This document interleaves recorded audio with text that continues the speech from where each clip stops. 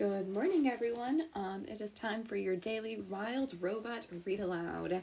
We left off with Roz and Bright Bill at the pond with the other ducks and families for their first gosling swim.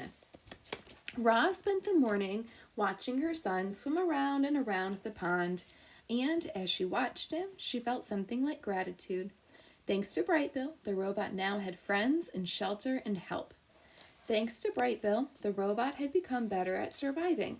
In a way, Roz needed Bright Bill as much as Bright Bill needed Roz, which was precisely why she felt such concern when the mood on the pond suddenly changed.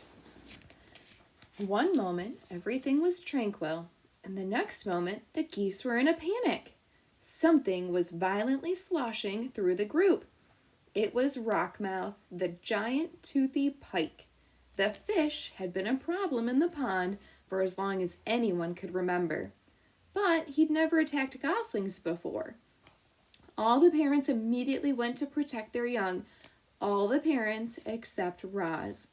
The robot could only stand in the shallows and watch as her son left the other geese behind and desperately swam toward his mother. "Swim to me, Bright Bill, quickly!" The gosling kicked as fast as he could, but alone on the water, he was made an easy target. The pond rippled as Rockmouth slashed below the surface. "Mama, help!" squeaked Bright Bill. The robot was terribly conflicted. Part of her knew she had to help her son, but another part knew she had to stay out of the deep water. Her body lurched forward and then backward, again and again, as she struggled to make a decision. And then Loudwing came to the rescue. "Rockmouth, don't you dare harm that little darling." The old goose fluttered over and splashed down right on top of the fish. "Leave him alone." She pecked and kicked and beat her wings against the fish until he surrendered to the murky depths of the pond. Loudwing escorted Bright Bill back to the beach, and a minute later the gosling was in his mother's arms, safe and sound.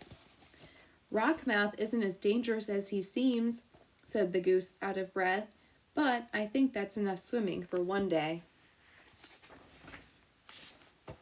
Chapter 36. The Gosling Grows.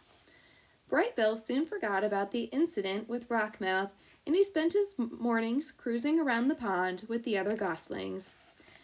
He was becoming a great little swimmer. He was also becoming a great little speaker. "Hello, my name is Bright Bill," he said to anyone who would listen. The gosling was small for his age, and he always would be, but he was growing bigger and stronger by the day. His increasing size was matched by his increasing height. He gobbled down grass and berries and nuts and leaves. Sometimes he'd snack on little insects. If it was edible, Bright Bill would eat it. And even if it wasn't edible, he might eat it anyway. Roz felt something like fright the time she saw Bright Bill swallowing pebbles on the beach. She was holding him upside down, hoping the pebbles would fall out of his mouth, when Loudwing stepped in. "Put the gosling down," said the goose with a laugh.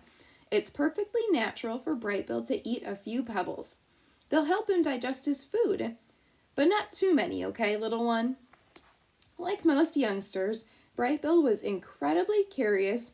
He explored the garden and the pond and the forest floor, and he would occasionally explore neighboring homes. He'd wander down the same hole in the ground and say to whoever was there, "Hello, my name is Bright Bill." Then a long robot arm would reach in and pull the gosling back outside. "Sorry to bother you," Roz would say in her friendliest voice.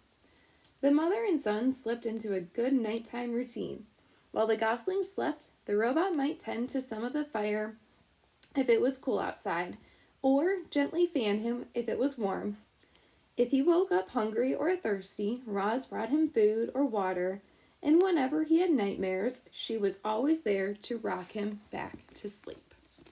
We'll stop there for today. I will catch up again tomorrow.